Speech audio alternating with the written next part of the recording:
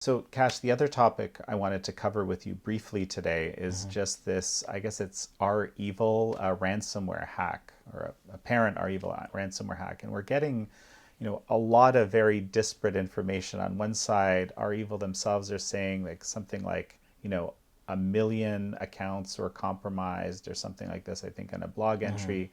You have Cassia, the company that was targeted, Hmm. basically saying that perhaps 1,500 terminals or computers were affected, and basically small to medium-sized businesses, nothing as big as is being suggested. And we have the government, we have President Biden saying that the I guess the intelligence community is telling him they don't have evidence of the Russian government being involved. So Hmm. that's the lay of the land as I understand it. What are you seeing? Well, so yeah, so as an individual who used to be in the intelligence community and run operations, and then ultimately was the principal deputy at the Office of the Director of National Intelligence, the number two intelligence officer in government, we have some experience with this. It's not the first time the Russians have hacked us, and it's not the last time if it was them.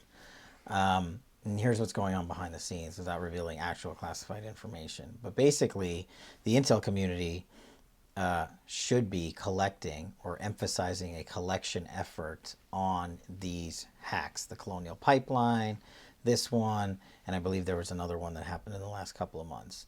And they should be looking into, is there a pattern? Was it directed by the Russian Federation? Was it done indirectly through cutouts in private companies that have connections to the Russian Federation? And they should be providing all this information to the president and his cabinet. That's what's supposed to be happening. They should also be, the US government, should be engaging the private sector and these businesses that were impacted because it cost millions of dollars and millions of Americans to be directly impacted as to what are your security systems that are in place, how are they breached, because the US government doesn't know everything. But in partnership with the private community, it can learn a lot. It can also learn what information was stolen, how it was stolen, and then it can repair those systems on U.S. government databases as well as private sector databases, so it doesn't happen again. So those are some of the sorts of things that are ongoing or should be ongoing now, but I don't know since I'm no longer there. So $70 million is the ransom, so to speak.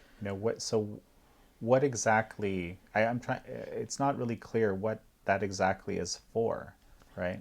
Yeah, so the company that, if this reporting is accurate, the company that, or the organization that did this hack is saying, pay us. Until you pay us, we are not going to get out of your system.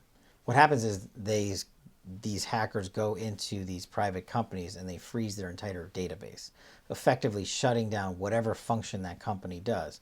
Are they a grocery store? Are they a supplier of mechanics? Do they involve themselves in the monetary system, banking system? So that immediately impacts millions of people across the US and around the world in those sectors.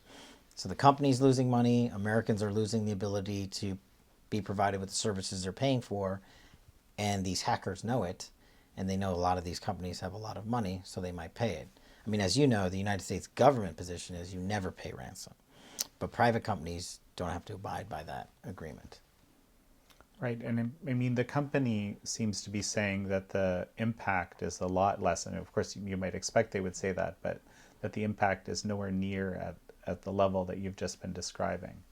That there's basically isolated cases where people are affected. I think there's a Swedish supermarket Mm-hmm. chain that had to go offline their systems for a few days or something like this. But Yeah, it can vary, sure, depending on the nature of the hack, and the skill set of those that are conducting the hack and who they're backed by. Do they have the financial wherewithal to just sit and wait for their victims to pay up? And if you're backed by the Russian Federation, you most certainly do have the financial wherewithal to wait. But you're creating a political narrative or a public story that a lot of people are focusing on, and these hacks don't necessarily cost you that much money to execute. And these companies, though, are losing money by the hour. So some of them are probably willing to pay millions of dollars. And I think some of them have agreed to pay millions of dollars quietly and directly to the hackers just to get their services back online. And I think it would be interesting to see if those private companies had any conversations with the White House or the intelligence community before paying those ransoms. That's another thing that I hope the administration's looking at. So at this point, what's the resolution from the government perspective? Well, ultimately is to catch who did this, because as President Biden told President Putin that if you hack us again, essentially issuing a red line, we're going to come after you. Now, I don't know what that "we're going to come after you" bit means, but I guess now it's time for President Biden to put up, because we've been hacked again, and it looks like at the hands of the Russians. And this intelligence is very exquisite and very sensitive, but it's something that's readily available to the president's cabinet, and the IC should be delivering that. The intelligence community should be delivering that immediately. The NSA, the CIA, and what have you. So by now they should know largely what happened or have a good idea. And then there should be some public statements made. Are we going to sanction the individuals responsible? Are we going to raise tariffs on the country that houses them?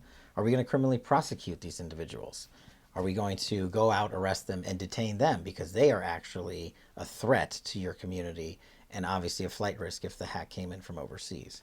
So those are things that you would hope the Justice Department is also focused on. And they can be complicated cases, but we make those cases all the time. Now, I understand it's particularly difficult to actually trace the origin in most cases like this, especially when the hackers are proficient. Pretty sure, from what I understand, we're pretty sure that they are Russian hackers, but as to, sort of who's really backing them or not, and those kinds of details might be almost impossible to figure out. Sometimes it's very difficult. Most of the time, in my experience, if you want to find out and you want to expend the resources, the energy, and the manpower to do it, you can figure it out.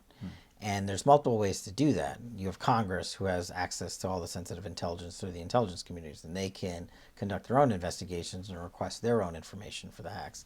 And then you have the executive branch, which conducts investigations through the Department of Justice and the intelligence community, and then they can cultivate that information and either put out a piece of it or a summary of it or let the American public know what we're doing as a result of it. But I just don't believe there is enough of a focus like there was when I was running the IC against hacking, against Russian and Chinese and Iranian hacking capabilities, which are large and impressive.